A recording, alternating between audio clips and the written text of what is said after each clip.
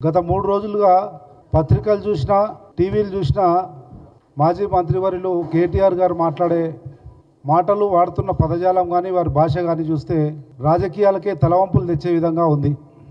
మాజీ మంత్రిగా పనిచేసి 10 సంవత్సరాలు యువరాజుగా కొనసాగి ఈరోజు మాట్లాడుతున్న విధానం చూస్తే పూర్తిగా దిగజారి నైరాశ్యంలో అభద్రతతో మాట్లాడుతున్నట్లుగా భావిస్తూ ఉన్నాం. మరీ ముఖ్యంగా మా గౌరవ ముఖ్యమంత్రి రేవంత్ రెడ్డి గారి మీద కానీ వారు చేసిన అనేక అవినీతి అక్రమాలను బయటకు తీసిన అధికారులను కానీ మాట్లాడే విధానం చూస్తే రాజకీయాలకే తలవంపులు తెచ్చే విధంగా, యావత్ భారతదేశంలో తెలంగాణ రాజకీయాలు ఇంత నీచంగా ఉంటాయనే విధంగా మాట్లాడుతూ ఉన్నారు. గలీజు ముఖ్యమంత్రి, లొట్టపూసి ముఖ్యమంత్రి. ఈరోజైతే నేను కూడా 30 సంవత్సరాలు, నాకు తెలిసి కేటీఆర్ కంటే 2 దశాబ్దాల ముందే నేను రాజకీయంలో ఉన్నా. కానీ ఇంత దిగజారి మాట్లాడే వాళ్ళని చూడలే. లుచ్చా పనులు లుచ్చా ముఖ్యమంత్రి అంటాడు. ఏంది లుచ్చా, ఎవరు లుచ్చా అనేది ఒక్కసారి బేరేజ్ వేసుకుంటే తెలంగాణ భవన్ నుంచి ఎవరైనా పంపి లుచ్చా పనులు లుచ్చా గాన్లు ఎవరో చర్చిద్దాం. ఏంది లుచ్చా పని అంటే, ఈ రేస్లో ఫార్ములా 1లో అవినీతి చేయడం లుచ్చా పనే, ఓఆర్ఆర్ యాక్షన్ చేయడము, కోట్ల రూపాయలు దండుకోవడం లుచ్చా పనే, డ్రగ్స్ కేసులో ఉండడం లుచ్చా పనే, జన్వాడలో ఫామ్ హౌస్ కట్టుకొని ఇల్లీగల్గా అనేక వ్యసనాలను పెంచి పోషిస్తడము లుచ్చా పనే, ఫోన్ ట్యాపింగ్ చేయడం లుచ్చా పనే, ధరణిలో 1000 కోట్ల రూపాయల 1000 ఎకరాల దండుకోవడం లుచ్చా పనే. తెలుద్దాం రండి. లేదంటే 6 గ్యారెంటీలు అమలు చేయడం లుచ్చా పనే ముఖ్యమంత్రి చేస్తున్నది.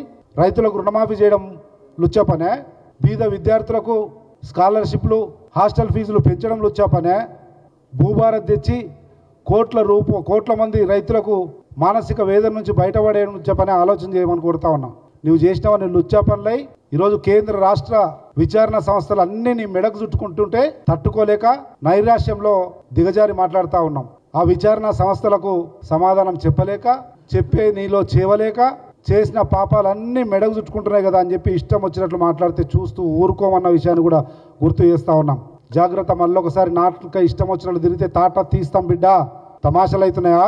గౌరవ ముఖ్యమంత్రిని, అధికారులను, విచారణ సంస్థలను అవహేళన చేస్తూ ఇష్టం వచ్చినట్లు మాట్లాడుతూ ఉన్నావు. ఏసీబీ నుంచి పోతే ఎందుకు ఆయనకి మంగళహారతులు? నీ జైలుకు వచ్చిన చెల్లెలు మొత్తం కుటుంబం హారతులు ఎందుకు ఇస్తారు? దొంగతనం చేసి మా వాడు ఇంకా అరెస్ట్ కాకుండా బయటపడ్డాడు అన్నటువంటి సంతోషంతో మంగళహారతులు ఇస్తారు. ఒకవేళ ఏం లేకపోతే మంగళహారతులు ఎందుకు? ఆయన పెద్ద పోటుగానిలాగా పెద్ద ఉద్ధరించి వచ్చినావా? సాహసం చేసి వచ్చినావా? దేశ సేవ చేయొచ్చినావా? దేవుని సేవ చేయొచ్చినావా? ఎందుకు ఆ మంగళహారతులు?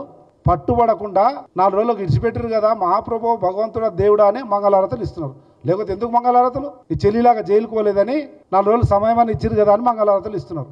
ఏమీ లేకపోతే ఎందుకు? కనుక మళ్ళొకసారి తీవ్రంగా హెచ్చరిస్తా ఉన్నాం. గౌరవ ముఖ్యమంత్రి గారిని కానీ ప్రభుత్వాన్ని కానీ ఇష్టం వచ్చినట్లు మాట్లాడితే మంచి పద్ధతి కాదు, ఖబర్దారని హెచ్చరిస్తా ఉన్నాం.